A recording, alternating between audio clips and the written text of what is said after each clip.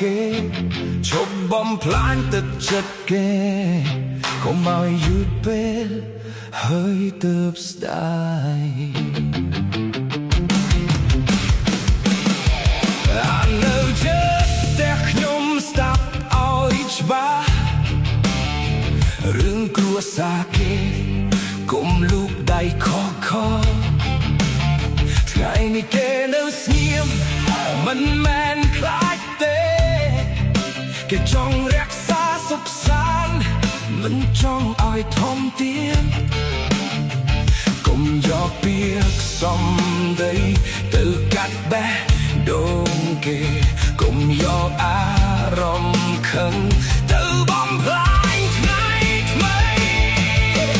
ជប់បានជប់ទៅកុំបងករឿងរាល់ថ្ងៃ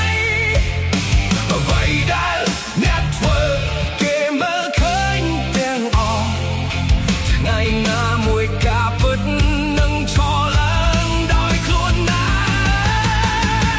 ហើយនៅចិត្តតែខ្ញុំកុំបំបាយគ្រួសារគេទៀតអានៅចិត្តតែខ្ញុំកុំធ្វើឲ្យគេឈឺចិត្តបើចង់រស់ឲ្យសុខត្រូវគោរពអ្នកដទៃកុំបំពេញសិទ្ធិគេព្រោះទង្វើមានថ្ងៃសំវិញអ្នកដើរលេងជាមួយភ្លើងគិតថាមិនទៅតែថ្ងៃណាភ្លើងត្រឡប់មកវិញកុំសួរថាមកពីណាខ្ញុំមិនចង់ជុំលងមិនចង់ខ្លាយជាស្ត្រូវតែខ្ញុំនឹងមិនស្ងៀមទេ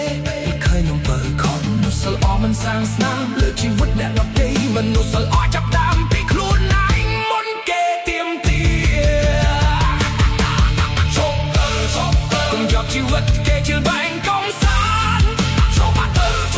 គោរពអ្នកដទៃមុនស្នាឲ្យគេគោរពខ្លួនឯងជ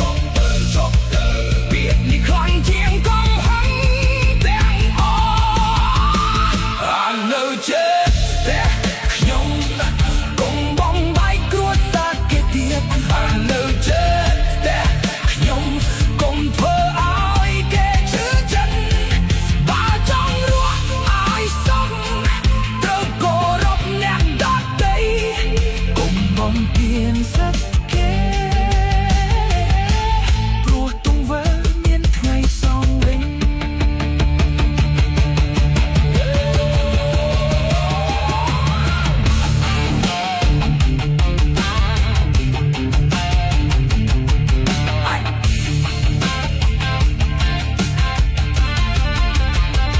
នេះជាពាក្យចុងក្រោយខ្ញុំចង់ស្ដីឲ្យជប់បំផ្លាញគ្រួសារគេមុនពេលខ្លួនឯងបែកបាក់